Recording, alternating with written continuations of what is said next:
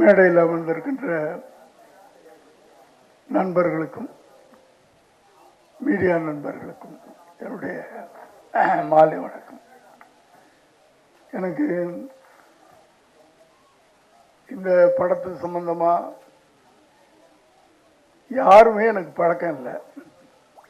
Diamond Babu நிச்சயமாக இதுக்கு வரணும், பிரபு சார் சொன்னார் அப்படின்னு இன்விடேஷன் கொண்டாந்து கொடுத்தாரு.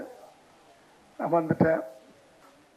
இந்த திரைப்படம் ஒரு பெரிய வெற்றி அடையணும். 2 பேர் கதாநாயகன் கேள்விப்பட்டேன். ஒன்று நண்பர் பிரபு சார், 2வது வெற்றி. பிரபு சார் நிறைய வெற்றிகளை பார்த்துட்டாரு. வெற்றியை பார்க்கணும்.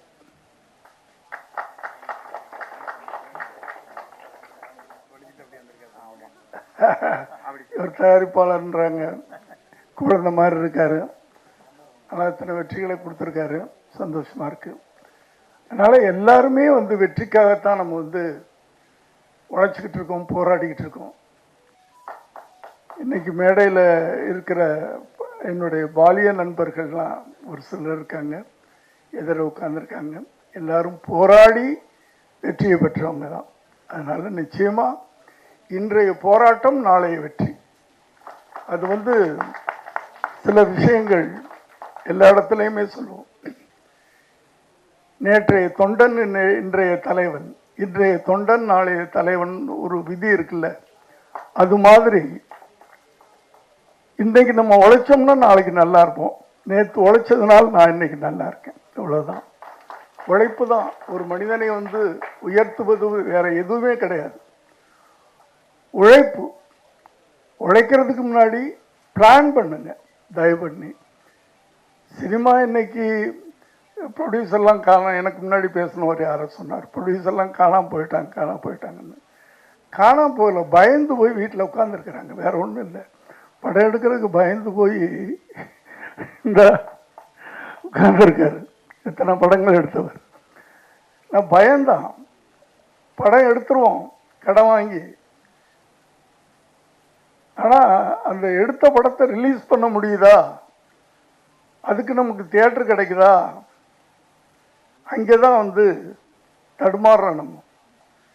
அது சின்ன படமாக இருக்கட்டும், பெரிய படமாக இருக்கட்டும், எல்லா படங்களும் தடுமாறிட்டு தான் இருக்கு. அதனால் அந்த ஒரு நிலைமை மாறணும்.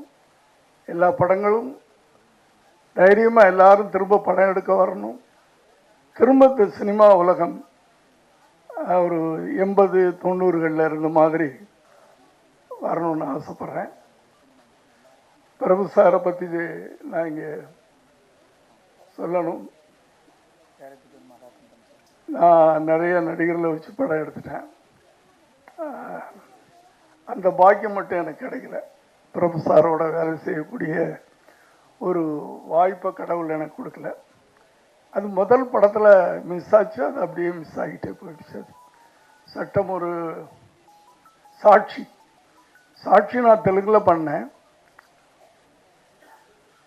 அதை PS வீரப்பா அவங்க பார்த்துட்டு தமிழில் பண்ணணும் அப்படின்னு சொன்னாங்க. தமிழில் ஓகே, எல்லாம் ரெடி ஆகிட்டு யாருக்கு ஹீரோவை போடலான்னு சொல்லும்போது பிரபு சார் தான். ஏன்னா நான் 81 டைரக்டரான பிரபு சார் 82 வந்தாருன்னு நினைக்கிறேன். சங்கிலி முன்ன பின்ன இருக்கலாம். 82 தான் நினைக்கிறேன் நான். பிரபு சார் வந்தது அப்போ நல்ல பீக் பீரியடில் இருந்தார்.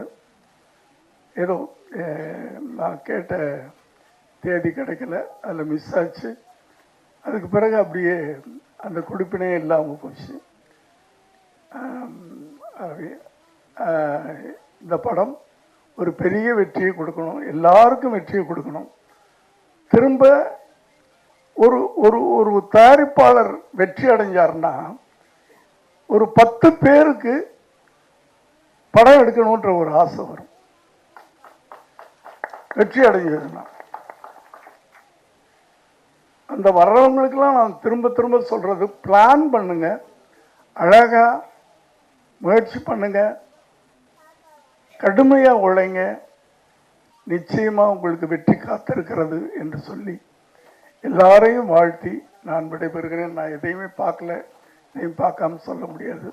எல்லாருக்கும் வணக்கம், நன்றி, வணக்கம்.